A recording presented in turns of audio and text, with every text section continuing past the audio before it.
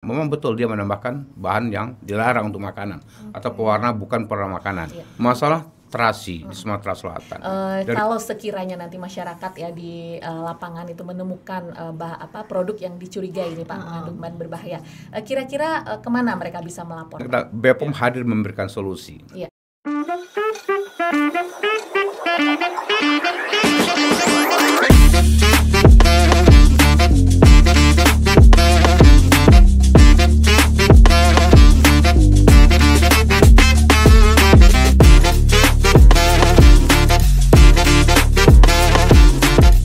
Assalamualaikum warahmatullahi wabarakatuh. Selamat datang di Pomkes, podcastnya Balai Besar POM di Palembang. Saya Devita Roza. Saya Tiara Andiani. Kami akan menemani sahabat Pomkes dimanapun berada pada episode kali ini. Ya, alhamdulillah pada pagi hari ini kita kedatangan tamu yang sangat spesial ya Tiara. Betul. Telah hadir di tengah-tengah kita bersama Kepala Balai Besar POM di Palembang, Bapak Dr. Andes Zulkifli Apoteker. Hai Bapak. Ya, selamat pagi. Selamat pagi Bapak, apa kabarnya hari ini? Alhamdulillah, kabarnya baik. Alhamdulillah juga ya Pak. Ya. Akhirnya kita ada di Pomkes Perdana hari Balai ini. Besar POM di Palembang, betul. Ya. Nah Pak, sebelum kita membahas satu topik inti nih ya pada Pomkes kali ini, saya ingin bertanya dulu ke Bapak sebagai inisiator adanya Pomkes gitu. Apa sih tujuan yang melatar belakangi keinginan Bapak supaya Balai Besar POM di Palembang ini punya podcast sendiri? Apa tuh Pak? Ceritain. Ya, kalau kita lihat kondisi sekarang ini banyak sekali bermunculan podcast ya dengan baik dari para artis dan sebagainya yang digunakan sebagai media informasi ya, media informasi kepada masyarakat. Nah ini membuat saya bagaimana di Balai Besar POM di Palembang kita buat podcast. Memang podcast ini sudah saya rencanakan waktu masih bertugas di Mataram ya, kita buat di sana. Ya, kelebihannya Balai POM Mataram bukan hanya IT-nya kita rubah, dan juga Balai POM Mataram bisa membuat podcast. Okay. Nah, baru terwujudnya di Sumatera Selatan. Dengan dukungan para anak-anak muda milenial. Makanya kita akan bagaimana kita mengaktifkan fokus ini ke depan gitu. Jadi ini salah satu media informasi pada masyarakat. Selain media-media yang dimiliki. Yang sudah ada ya Pak ya. Betul. Iya, luar biasa sekali ya Tiara ya, dengan tujuan yang sangat jelas dari Pak Zul dan juga persiapan yang matang kita yang udah matang dari teman-teman Genmil di Balai Besar POM di Palembang. Alhamdulillah podcastnya Balai Besar POM di Palembang hadir dan pada pagi hari ini sebagai episode pertama atau perdana gitu ya. Apalagi baru-baru ini kan Ibu Kepala Badan meresmikan juga podcast yang di Badan POM. Iya, betul sekali. Kita sudah berdiri juga ya. Iya, sejalan jadi ya Pak ya. Iya, dan memang podcast ini direncanakan akan membahas topik-topik terkait memang tupoksi kita sebagai institusi pengawas obat dan makanan ya Pak ya. Betul. Oke, baik Pak Zul, mungkin untuk episode perdana ini kita akan mengangkat satu tema terkait penyalahgunaan bahan berbahaya yang sering disalahgunakan pada produk pangan. Sebagaimana kita ketahui Provinsi Sumatera Selatan kan selama ini memang terkenal banyak ya penyalahgunaan bahan berbahaya yang memang disalahgunakan pada produk pangan. Nah, kira-kira upaya apa yang telah Balai Besar POM melakukan, terutama di bawah kepemimpinan Bapak dalam menekan keberadaan bahan itu ya Mbak ya pada produk pangan tersebut? Silakan Pak. Iya. Sebenarnya Pak Salah di Sumatera Selatan berkaitan dengan produk makanan yang mengandung bahan berbahaya, Bapak sudah tahu sejak 2003. Di waktu itu 4 kabupaten Sumatera Selatan diawasi oleh Balai Besar POM di Bengkulu. Nah, kita sering terjadi di sana, terutama di daerah Bulinggau. Ini banyak sekali bahan berbahaya beredar di sana, terutama formalin. Nah, ketika Bapak menjabat sebagai Kepala BPOM Sumatera Selatan, ya kalau persoalan makanan Bapak sudah melihat. Nah, sudah dipetakan sudah dipetakan ya.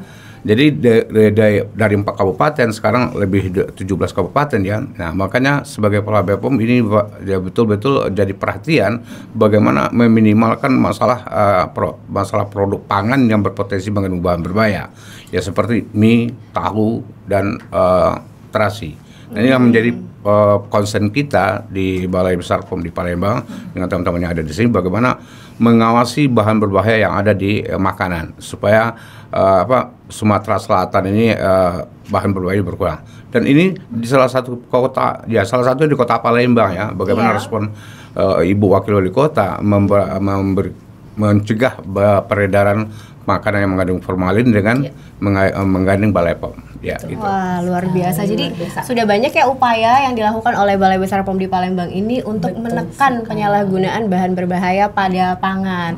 Nah Pak, kalau dari kasus-kasus yang Bapak ceritakan tadi, ada EMI, ada terasi, adakah satu kasus yang Bapak rasa memang lebih sulit atau mungkin lebih lama atau mungkin menantang gitu ya saat proses penyelesaiannya di antara kasus-kasus yang lainnya? Iya, kalau bicara bahan berbahaya, formalin, borak-rodamine dalam TNI Yellow untuk Sumatera Selatan yang agak ya seperti pertanyaan tadi itu menyelesaikan masalah mie, ya. Okay. Karena persoalan mie ini hilang-hilang timbul. Ketika itu kita awasi dia tidak bulan ini mengandung formalin, besoknya tidak. Kemudian mereka itu juga. Jadi apalagi di bulan puasa, momen produk-produk makanan bisa dicari oleh masyarakat sebagai buka puasa ya.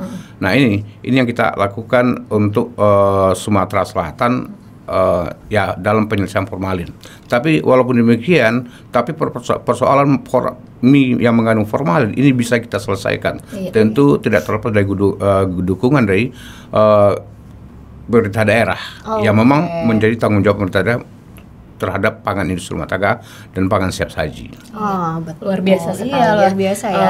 Sebagaimana yang tadi Bapak sudah jelaskan bahwasanya Bapak beserta tim sudah turun gitu ya ke lapangan untuk menertibkan penyalahgunaan bahan berbahaya tersebut. Nah, kita sebagai institusi pengawas, Bapak tidak hanya sebagai institusi pengawas, tentu saja kita juga memberikan solusi kepada pelaku usaha untuk memberikan jalan keluar seperti apa bahan substitusi dari pengganti bahan berbahaya tersebut. Seperti apa Pak yang telah dilakukan?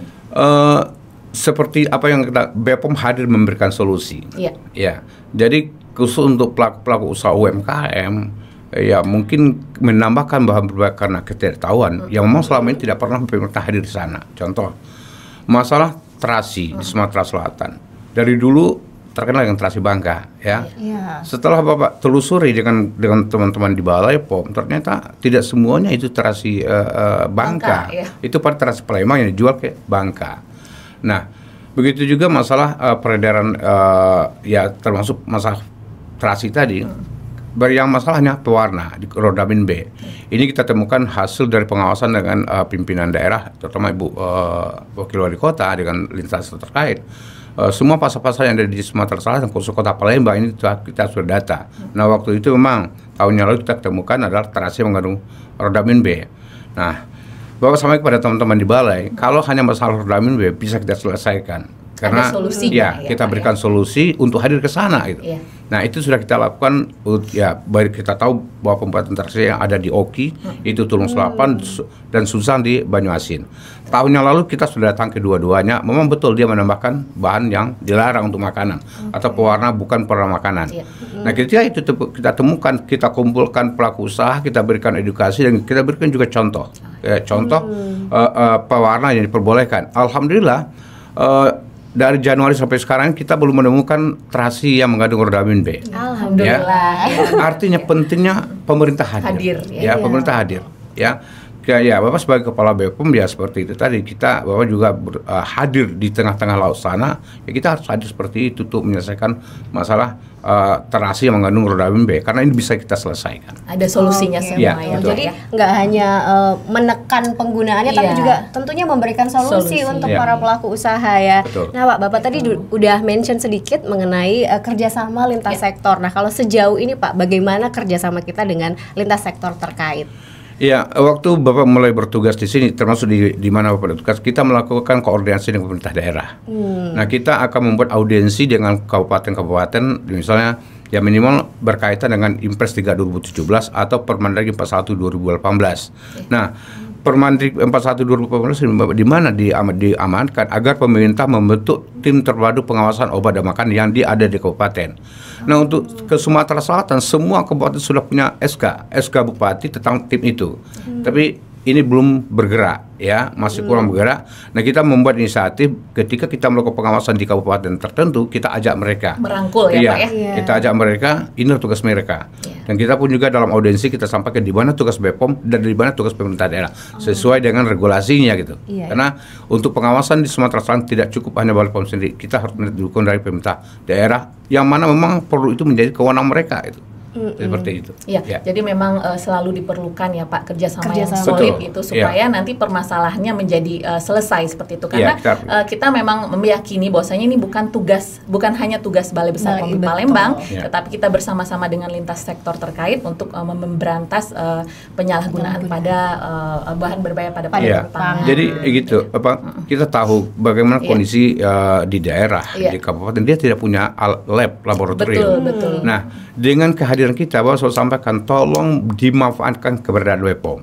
Kita hadir untuk masyarakat Sumatera Selatan, kita hadir untuk setiap kabupaten. Nah, ini yang selalu katakan kepada staf untuk melakukan pengawasan seperti itu. Memang kewenangan ada di pemerintah daerah, tapi dalam rangka perlindungan masyarakat, BPOM harus hadir. Harus hadir dan kita siap ya Pak ya, untuk berkolaborasi. Baik Pak, mungkin ini menjadi pertanyaan terakhir pertanyaan terakhir untuk Pak Zul, karena kita ingin POMKes ini adalah POMKes yang inspiratif, yang informatif, maka kita pengen tahu nih Pak, kira-kira pada produk-produk apa saja bahan berbahaya ini sering disalahgunakan pada produk pangan, dan ciri-ciri yang bisa diketahui oleh masyarakat umum gitu ya, untuk mengenali, mendeteksi produk pangan yang sering disalahgunakan, bahan berbahaya yang sering disalahgunakan pada produk pangan. Untuk Kota Palembang ya, di mana pemerintah daerah aktif sekali melakukan pengawasan, terutama di pasar-pasar. Apalagi Kota Palembang ini dari sekian pasar sudah ada pojok pasar, di mana di pojok pasar ini baik konsumen, baik penjual, pelaku usaha bisa mengujikan produknya yang agak ragu, ini mengandung bahan berbahaya atau tidak. Nah, itu bisa dibawa ke pojok pasar. Ini sudah ada. Dan kami di BPOM sini di kabupaten juga menyampaikan bisa dicontoh apa yang dibuat oleh Kota Palembang. Nah, ini 3 bahan berbahaya. Tetapi 3 bahan berbahaya ini, ya seperti yang saya sampaikan, untuk Sumatera Selatan sudah ada solusinya. Bagaimana pengganti blank dalam kerupuk jange, bagaimana mengganti pewarna rodamin pada terasi, bagaimana masalah mie yang mengandung formalin.